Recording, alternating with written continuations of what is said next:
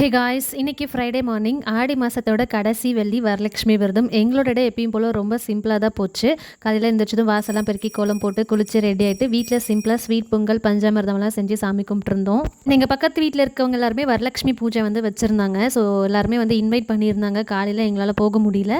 அதனால் ஈவினிங் போல் நான் செல்லியும் என்னோட மாமியார் 3 பேருமே கிளம்பி எல்லார் வீட்லேயும் போய் சாமியெல்லாம் பார்த்துட்டு அவங்களோட கொஞ்சம் நேரம் டைம் ஸ்பெண்ட் பண்ணிவிட்டு மஞ்சள் குங்குமம் பிரசாதம் இதெல்லாம் வாங்கிட்டு வந்திருந்தோம்.